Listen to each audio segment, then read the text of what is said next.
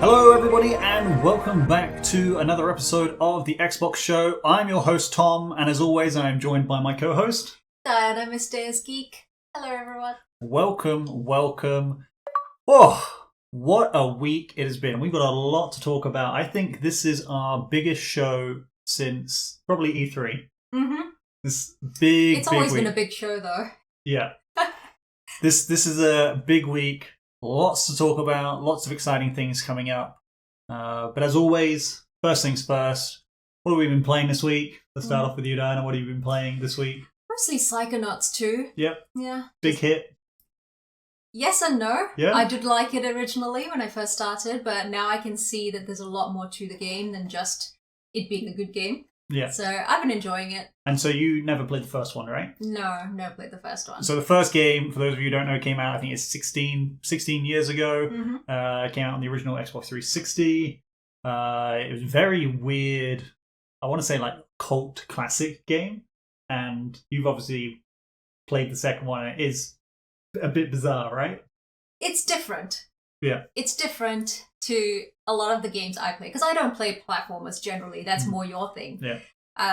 So I struggled initially because obviously I've not played the first game. So I'm trying to understand the characters, trying to understand what the story was, where it comes from. Mind you, we did get a quick recap. Yeah. But I still didn't feel that connection. But it was only once I started playing a lot more and getting involved with the characters and the world and doing all the little mind connections to change someone's perception, that's when I started realizing, like, hey, this is actually a really good game for the pandemic, I would say, because, you know...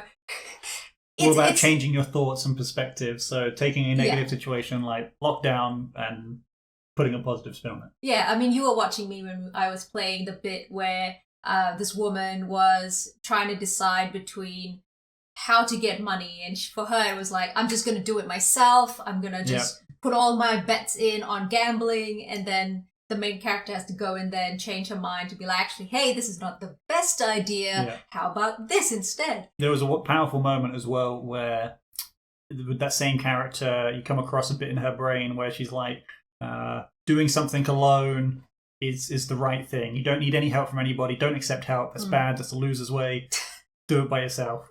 And then you go in as the main character, Raz, and you change her perception and mind connections to actually know winning is doing it with other people and accepting help. And then she actually comes out being like, so asking for help is actually a good thing. Yeah.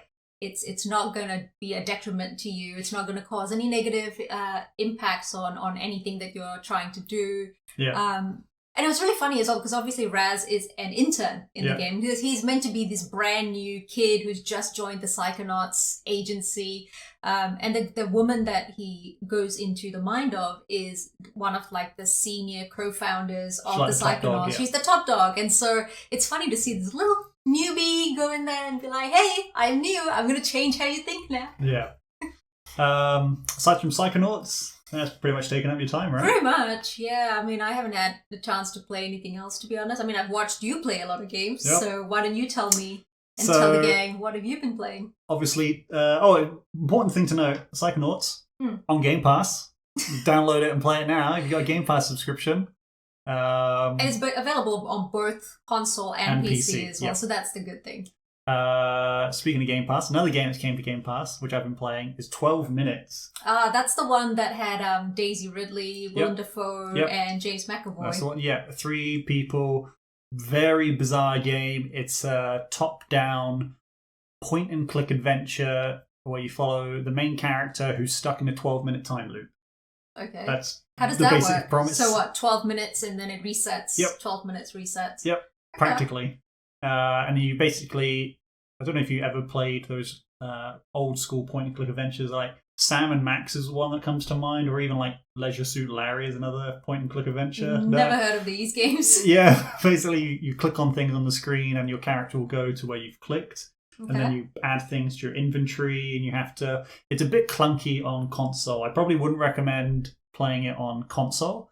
Definitely play it on PC. Mouse controls are a lot easier. Okay, so that's ruled me out then. Yeah, so if you can, get it on the PC. It's a lot easier to navigate. a little bit buggy. There's one scene that I got into. So we're still talking about 12 minutes, this is right? 12 minutes, right? Okay. Where the main character, so you control the main character by James McAvoy, and Willem Dafoe is the cop that comes in and arrests you. But interesting. In the time loop. And there's one part where he goes to arrest my character. He puts his hands behind his back and is trying to force him to the floor. My character gets stuck against the sofa. And he's just walking in the spot, being pushed down by Willem Dafoe, and he can't move. And it's like, I just bugged out for me. And I've heard other people talking about it's been a bit of a buggy experience. But I mean, that can all be fixed and patched out. Yeah, Still didn't detract too much from the game. And aside from that, Hades, still playing Hades. I finally did my first run from beginning to end, beat the final boss, and now I'm going to play it all over again. It's one of those. So I still can't believe that it's been weeks. No, not even weeks, months since you've been playing Hades on the PC, on Switch. Now you're playing it on Xbox because of Xbox Game Pass. It's very difficult. So I beat the game on my 26th run. Is when I beat it, and I just had everything went my way. Had the god rolls and all my items, and it's still very difficult, but managed to beat it. But on the Xbox was when you finally beat Hades, or on your first run. So no, so I beat Hades on the I think at the time I was playing on PC, but still I'm running it through again on the Xbox. Yeah. But, okay. Oh, love Hades. Good fun. Music, soundtrack. Love the soundtrack. Really good. Not to mention the physical edition, which I think we talked about last time. Yep. It was so pretty. Gold foil. Well, not foil, gold. And it comes with plain foil. Artbook with all the characters. Oh, the artbook was so good. That's pretty much taken up my time on Xbox. 12 minutes, Hades. Check them out.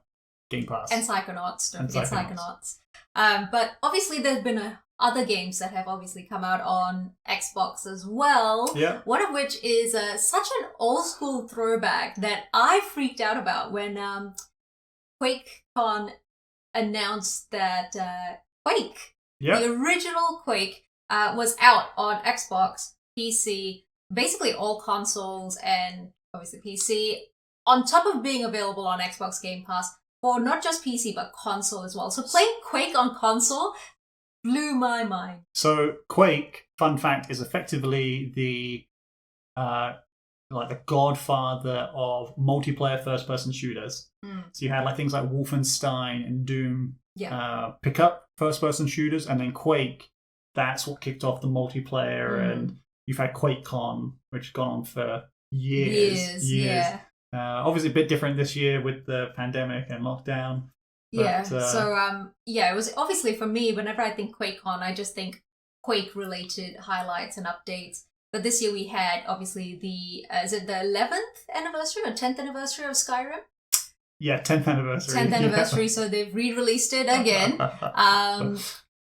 There were, obviously, updates from Fallout 76, Doom Eternal, and, Quake. So... And not just Quake. All three Quake games now are on Game Pass. Yeah, so Quake 2 and Quake 3 Arena are on Xbox Game Pass for PC, so PC only. Okay, yeah. But Quake 1 is on both console and PC. And I should add, I played maybe an hour of it on Xbox Game Pass. I absolutely enjoyed myself because it just hit the nail on the head for exactly the kind of game I really like. I grew up playing Quake with my uncle, just like with Doom. Yeah. Funnily enough, with Doom, I barely remembered all the different levels and all the secrets and everything. But Quake, as soon as I got it launched on my console, I was like, yep, I remember the secret room. Yep, I remember where all these key things are, the suited armor. It was just so good. And I couldn't help but, capture a video of it and show it to my uncle to be like, hey, do you remember this game from 25 years ago? He's forgotten because, old. Yeah. But it was absolutely brilliant. I think that's potentially a game I'm going to jump into after Psychonauts 2. Sweet. And then I guess onto the big piece of news for this week. Gamescom. It was actually 3 a.m. wake up for you. You were fast asleep. I woke up and pulled one for the team. Woke up at 2:30, got super excited, started live tweeting. So everything you want to see about Gamescom, especially the Xbox stream at 3:00 in the morning, was all live tweeted on my personal Twitter, Mr. Is Geek. So if you are keen to just check out the 3 a.m. excitement, it's all there. But obviously with the Xbox stream, they announced quite early on that it wasn't going to be anything new. So everything that was shown at E3 was just going to be shown off again, but with more depth. So this is like the hype show, I guess. It's like the extended version of, like when E3, there was the E3 showcase, and then there was the extended edition where they kind of talked through all the different games, brought on devs to talk with them as well. So this was kind of like that. So we had all these different games shown off, and after the show off, the dev will kind of come on and they'll talk through different types of things. Like it was really interesting to see Age of Empires 4 getting announced, and then essentially having a documentary. I heard some funny people saying like they've learned more from this Gamescom than they ever did in school or in history classes. Exactly, it was absolutely different. There was a whole bunch of other announcements, obviously, not just Age of Empires 4. There was Flight Simulator getting a new update, which is going to focus on discovery flights to Switzerland and Austria and Germany, which obviously is cool. So the discovery flights, those are the ones where they go in and do like a detailed... you just fly over. Yeah, but they're on like the landscapes and the monuments and things, right? It's more detailed and... Oh yeah, it looks 100% real. So I'd imagine with like Germany, you'd see the all the different architectures being really well detailed. Maybe with the Switzerland, you get to see the Swiss Alps. That'll be kind of cool. Austria, that's where The Sound of Music was set, so maybe the hills will come alive.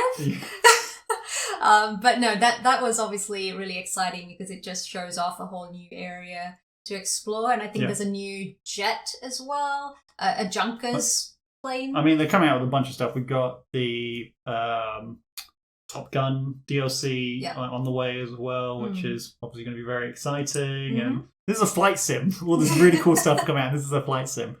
So it'll be interesting. I think it's going to be fun. I mean, obviously I love the game, so it'll just be more opportunities for me to play. And leave our 5-kilometer lockdown bubble. Yes, it'll be nice to travel. Virtually. But the next one, I thought this one was going to be one that you'd really enjoy, even though you don't particularly play Sea of Thieves. So I can't believe this was a very weird collab. I mean, of all the collabs for Sea of Thieves to do one with, I thought this was very bizarre. And we, of course, are talking about Borderlands, Sea of Thieves, and Borderlands coming together. And you can get a Borderlands-inspired ship. A Mayhem ship is what it's called. Mayhem ship, I mean, I'm going to jump into Sea of Thieves to pick that up. I love me some Borderlands, so I'm going to be jumping in. Interesting thought. We got the Borderlands movie coming out next year. I wonder if Xbox... I mean, if they're already doing a collab with Sea of Thieves, which is first-party Xbox title, right? I wonder if Xbox are going to do a collab with the Borderlands movie and do some sort of tie-in there. I mean, it could be a three-way with Pirates of the Caribbean meets Borderlands and then Sea of Thieves right in the middle, bringing it into one, right? I don't know. Does Disney and Borderlands, would they... Disney needs to buy the studio first, so... but you never know. Could happen. Wasn't expecting that. And have they said when? I don't think they've announced. It was live that weekend. Oh, so it's live now. Oh, okay. Well, I need to hurry up and go and jump into Sea of Thieves and collect that then. I'm sure you can get some of the community to come and help you get that ship. Yeah, they'll help me. I help them with the Series X ship, so they're going to help me with this one. And then we got State of Decay 2, which... It's a game we haven't really heard a lot about since launch. It's literally... So they had I think it was the Juggernaut DLC, which came out a couple of months after launch. I'm pretty sure the last time we heard about this game, we were still in New Zealand. We were in our old house in New Zealand. And I'm surprised that they're still developing on this. I mean, that's cool. That's really cool that they are.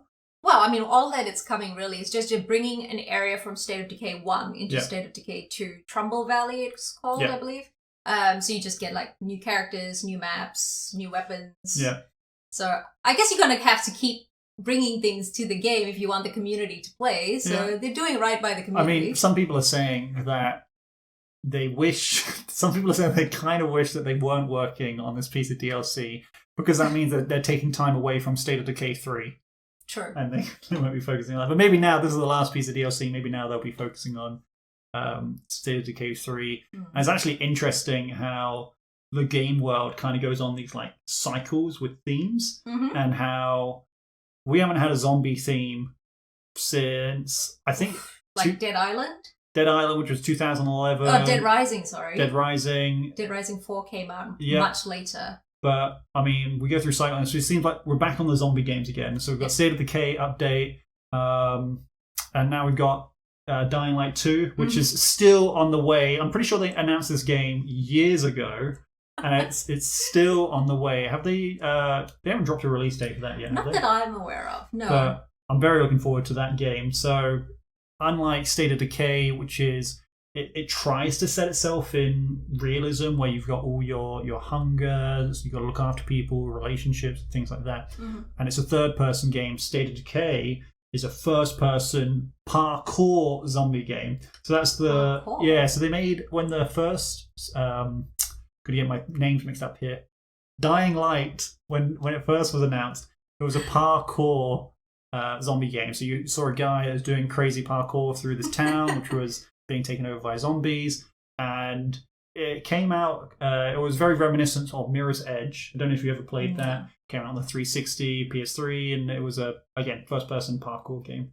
It's Dying Light 2, just going to take that same formula, improve on it, and they've gone over, I think, like some weapon modifications at the show this year, which is going to be very cool, because killing zombies with a multitude of different weapons is always a lot of fun. Wow. If it just means I can run and gun it and just shoot zombies, kind of like how I absolutely love House of Dead, then I'm game. Yeah, you probably can. No thinking involved, just running and shooting. I'm pretty sure you can set the game on easy. Just, if I remember, there's a grapple hook in the first game, which is really cool. That's the other theme I think of this year. It's zombie games and grapple hooks. Because Halo Infinite's got the grapple hook. Obviously Doom, I believe, Doom Eternal had the grapple hook. They had the shotgun grapple hook. Yeah. What was that other game recently that you were playing that had a grapple hook as well? Ghost of Tsushima also has a grapple hook. Oh my god. But yes. So yeah, zombie games, obviously. Yeah. And then we got a little trailer, or gameplay trailer of The Gunk. Yeah, this is probably my highlight of the show. Love me some indie titles. The Gunk is what looks to be a third-person platformer. You're set... I don't know if you're trapped. It's hard to tell, but you're on this world that seems to be infected with something called the Gunk. And you're almost like Luigi's Mansion style. You've got a vacuum cleaner and you go around and you're vacuuming up the gunk. And... Is this meant to inspire kids to help vacuum? Yeah, save the planet. Only you can stop Earth's pollution. I forgot what the line is. Oh, frog in my throat. Well, that will be your kind of game, I believe. And the next reveal that I think it would be right up your alley is the Humble Games. Yes. Have been announced to be coming to Xbox Game Pass day one. So I can't wait. Xbox Game Pass, again, we've been going on and on about Xbox Game Pass and the value of Xbox Game Pass since Xbox Game Pass first came out. Yep. And they just keep seemingly continually bringing out more value. And now we've got Humble Games as well, which means, you don't need to subscribe and buy your Humble Games. You can just get it all on Xbox Game Pass. So I mean, like right now, Humble Bundle does Humble... the parent division is just called Humble. I mean, Humble Bundle Games is what everybody knows. Yeah. That's where you go online, you donate to charity, put some money towards the developers, and you can buy a bundle of games for a really good discount while supporting charity. Yeah. But yeah, now it seems that we're going to be able to get it on Xbox Game Pass, which is freaking awesome, because previously a lot of the Humble games were just PC only. Yeah. You had to get it through the store. But I'm not complaining. Give me more stuff on Xbox Game Pass. I'm not complaining. More Especially games. indie games. I You love your me indie some games. indie games. And also, as well, it's just the whole that generally when you have these big partnerships, and especially when a big brand such as Microsoft does these kind of partnerships with smaller indie titles, basically means they just throw more money at them and be like, make the best game you can, do the best you can, we're here to support you, which is what we've seen already with a lot of previous indie titles that the Microsoft studio has brought over and brought into their indie family. Yeah. So I'm all for this. I can't wait. Well, you might be all for that. I, however, am all for another thing they announced at Game Pass. Cloud gaming is coming holiday 2021. So that could be around November, December-ish. So what's the TLDR for cloud gaming? Essentially, you can play your Xbox games anywhere. Yeah. So the best benefit of cloud gaming that I think was really well put at the Gamescom stream is that you can essentially play next-gen games on your Xbox One. So you've got Xbox One, which is like, what, 1.5 generations back? Yeah. Excluding the One X. And you don't have to buy a Series X or Series S to play, say, Halo Infinite or Forza Horizon 5. You can just jump on cloud gaming, play it on your device, whether it's your mobile phone, your iPad, PC, literally anywhere. Yeah. And I think that's just, it really goes to show the accessibility that Xbox brings when it comes to games. Like, everyone can play. It's their mantra that they had when I think towards the end of Xbox One, which is the play anywhere. Yeah. Buy a copy of the game. Play it anywhere. And now they're truly living that. If you're out and about, mobile phone, away you go.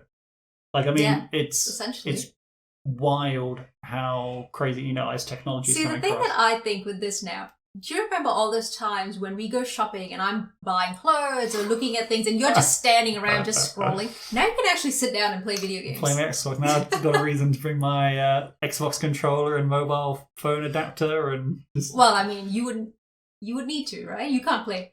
You're not one of those that can play directly on your phone. They do.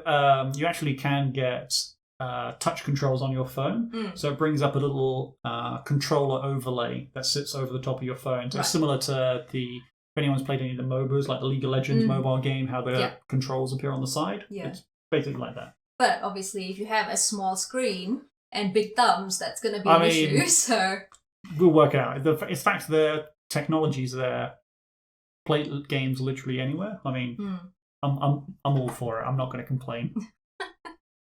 And finally, and this I think was the moment that everyone was waiting for. Throughout the Gamescom stream, Xbox kept saying, but we've got Forza Horizon 5 coming soon. We've got Forza Horizon 5 coming soon. Go away. We've got Forza Horizon 5 coming soon. And they truly did end the stream with a massive reveal for Forza Horizon 5. We got the cover art, which looks absolutely gorgeous. So this is technically as well. This is this is the first official Series X box art that we've got, because previously, because I think it's maybe the medium, but the medium I think has you can play it on Xbox One and Xbox Series X. Maybe I'm sure you can play Forza Horizon 5 on the Xbox One as well. Oh, it is going to be a double game? I thought I saw a case image where it was just purely a Series X case image. I'm not too sure. It could be both. It could be just one, and then cloud gaming, you can play it that way. Maybe it is. I'm not 100% sure then. No, I don't know either. I just looked at the actual cover art and it looked absolutely gorgeous. 2 cars on there, not just one, which looks really good. And obviously then they revealed the cover cars, which is the Mercedes AMG 1. Brand new Mercedes, looks so good in red. And then the 2021 Ford Broncos Badlands, which is like your 4-wheel drive kind of SUV type car. Is that the one that they drop in at the start? So what happened in the Gamescom stream is they showed off the first 8 minutes of gameplay. And so you got to see a cargo plane kind of coming across. And then they just dropped the Ford SUV. Call of Duty Warzone or something, like dropping out of the plane. Where are we dropping, boys? It was just absolutely amazing. And obviously I was lucky enough to get to preview it couple of days before the Gamescom stream. So I already knew what was going to be shown off. But watching it again on the stream and just seeing all the live feeds on Twitter just going nuts and being like, oh my God, the car's amazing. Oh my God, there's an active volcano. You can drive through a dust storm. Oh, that was very cool. It was very cool. Reminded me of that scene in Mad Max where they're riding towards the dust storm. Yeah. Witness me indeed. So I think that was really quite clever to leave it at the last portion of the stream, because especially at 3 o'clock in the morning, by the time you got to that part, it was like 4:30, and I was fully awake by that point. It was so difficult to go back to sleep and wake up in time for a 9 o'clock job. And the whole day after the stream, all I could think about was Forza, Forza, and more Forza. Well, I mean, there was probably the biggest controversy that came out of the whole event was the new controller. Yes. What is about this new controller that? Honestly, I personally love it. I pre-ordered it obviously as soon as it came up.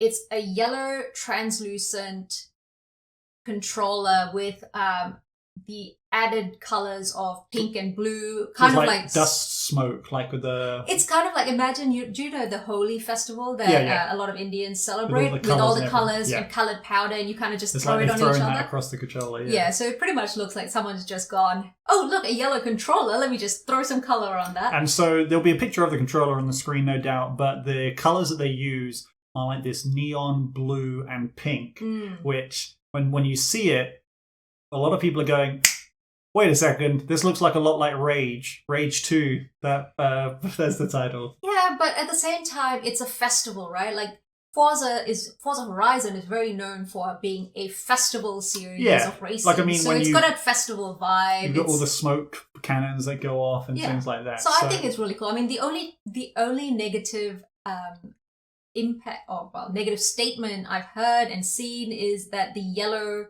kind of looks like pee. But apart from that, everyone I know, everyone in the Xbox community at least, were just thrilled by this new controller. I mean, take me back to the 90s when everything was translucent. I love that sort of stuff. My Game Boy Advance, get that translucent purple.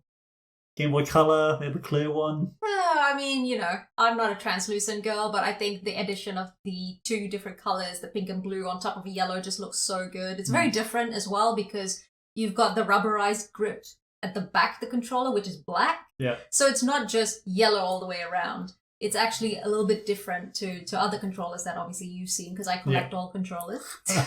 Yeah.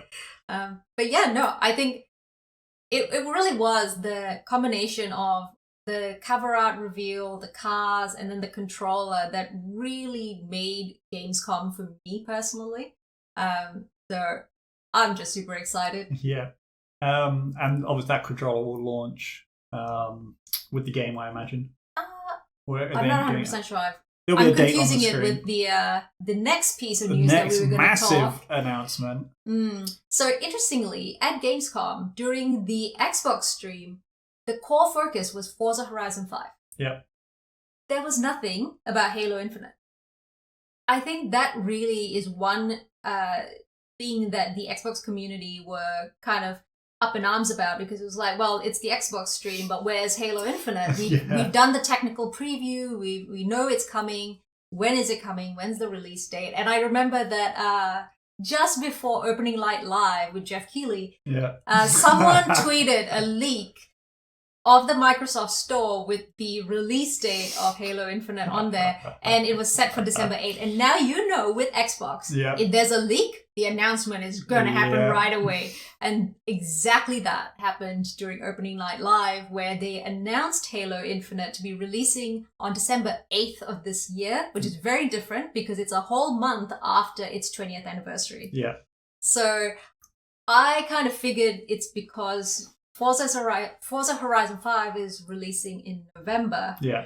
If you're going to release Halo in November as well, you're going to really saturate the market. Yeah. And people are going to be like, well, what do I play? Not to mention the fact that Call of Duty is also releasing in November. So it's like, well, all these massive games in 1 month, people are going to choose one or the other. But generally in December it's quite quiet. Yeah. There's not a whole lot of new releases. So slotting it in there, I think, was a very clever move by Xbox. And of course, I was so hyped to hear that along with the 20th anniversary... We knew it was coming. It was going to happen eventually. Well, I mean, I called it. Yeah. I knew last year when I couldn't get a Series X, when my pre-orders were cancelled, when I just struggled to get a console of my own, I knew that there had to be a reason. It was your destiny. Clearly, someone up there wants me to have the limited edition Halo Infinite Series X bundle, which was announced during opening night live. Looks amazing. Looks really it was cool. So good. It's not obviously Halo. So you kind of think that it could be... So instead of getting the pure black console, it's like that weird metallic grey. With kind of stars of sorts on it. The controller looks absolutely amazing. It looks exactly like the lock controller during Halo 5, which came with the Halo 5 bundle. And instead of it being kind of grey and blue, it's grey with a bit of gold on it. Chief gold on it. Really nice. Very Spartan-y, basically. Yeah, definitely. Obviously, that went live as soon as the announcement was made, and it sold out on the Microsoft Store within an hour. Yeah, so for us, it was announced at about 4 a.m. Yeah. By 5 a.m., it was gone. Yeah. Even here in Australia, which really bummed me out, because it's like you've got the US and obviously Europe announcing it going live. People there are awake, so it makes sense. Yeah. They go and buy it. But Australia, almost like half of the community weren't awake. I wasn't awake. We had no warning that it was going to happen. It was just basically, I woke up in the morning and I was like, oh, I turned down. I was like, oh, they announced a new console. And I went on immediately and it was sold out on the Australian store. And I was like, how is it sold out on the Australian store already?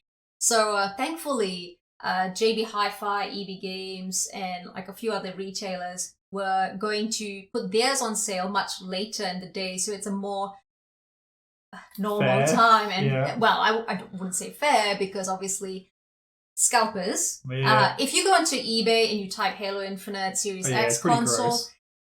Almost the entire page and then some have the console and the controller listed for more than $1,000 which is insane, because it's the retail price, I believe, is $549 US.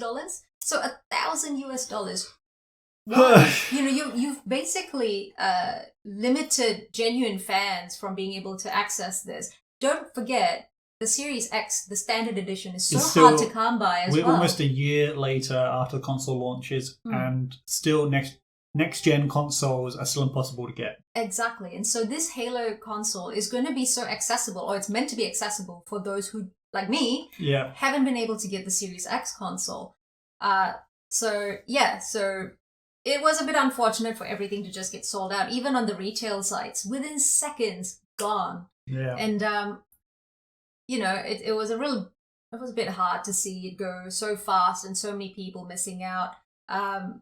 Thankfully, there was also the Master Chief Xbox Elite Series 2 controller. Series 2, yeah. Which was announced at the same time during opening night live, and obviously that was super popular as well. But least the Elite 2 controller, this is the Master Chief controller. This is the one that's got your greens, your golds, your blacks. It looks just like Master Chief. Looks really gorgeous. It's the Elite 2 controller. Looks really nice. Yeah. And did you manage to get one of those? I did. Nice. Thankfully, that was a little slower to be sold out, so I managed to get that, thank God. I would have cried all day. I think I wouldn't even be able to talk for the entire week if I had missed out on that one as well. So I'm it sounds like we're going to get an awesome unboxing / photo shoot in the near future. Was that even ever a question? Yeah, it's going to be awesome. So yeah, when it releases in November, so the game releases in December, but the console and the controller releases in November. So it's perfectly timed for the 20th anniversary. So when that comes out, you can definitely find an unboxing, a bunch of photos, probably me going a bit crazy, and you'll see just hype everywhere. If you go to my Twitter currently, you'll see just hype already. Yeah. So I don't know how much more excitement I can I handle. think once it's in your hands, you'll probably just overflow, and then that'll be that. I'll probably spontaneously combust and be like, "This is finally in my hands." But yeah, we'll see what happens with the console, because that will be nice. But alas, Cool. and yeah, I think that was really it for Xbox at Gamescom. Yeah, so it's a big week. While nothing too new, big week nonetheless. Got some dates, got some new hardware. So 2 controllers and a console, which is pretty cool. Sweet new indie game, which is on the way. Some awesome collaborations, Sea of Thieves and Borderlands. State of Decay rises from the dead. No pun intended. Yeah, no pun intended with some DLC. Yeah, I mean, again, it's the whole still no reason not to get Game Pass. Might as well get it. Like, Xbox is leading the way in terms of how, I guess, the big brands should be leading the charge in the gaming world. I think all it boils down to is Xbox has always been about gaming for everyone. Yeah. And making gaming accessible for everyone. And I think that being the core mission has helped with all these innovation. Yeah. Which is one thing. I mean, obviously, it's why I love Xbox. Yeah. Just seeing the amount of good that they're trying to bring to the gaming industry is so refreshing and so nice to kind of see more and more people getting to play games. It'll be so nice to, obviously, now with cloud gaming, seeing more lower income families start to enjoy games on Xbox. Yeah, I really like, and I guess that actually also leads into the whole, those who can't get a Series X, well, you just get the cloud console instead.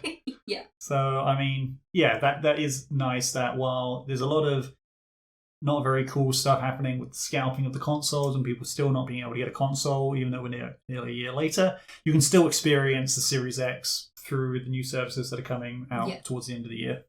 Yeah. Sweet. Well, that was all we had for this week. I think that about does it. So, yeah. Thank you so much, everybody, for listening. Be sure to subscribe, follow, like, all that social media good stuff, wherever you are listening to us or watching us today. Thank you so much. We'll be back in a couple of weeks with some more Xbox show goodness. And don't forget, if you do want a recap of everything that we spoke about today, it's all available on the Attack on Geek website. We've got a review for Psychonauts 2, inside look at the Forza reveal, and then, again, just a complete recap of everything that was announced at Gamescom. So be sure to go and check it out on attackongeek.com, and we will hopefully have more to share in the coming weeks. Yeah. So that's it from me. Yep, that's it from me. Thank you so much for watching. Stay safe, look after yourselves, and we'll see you on the next one.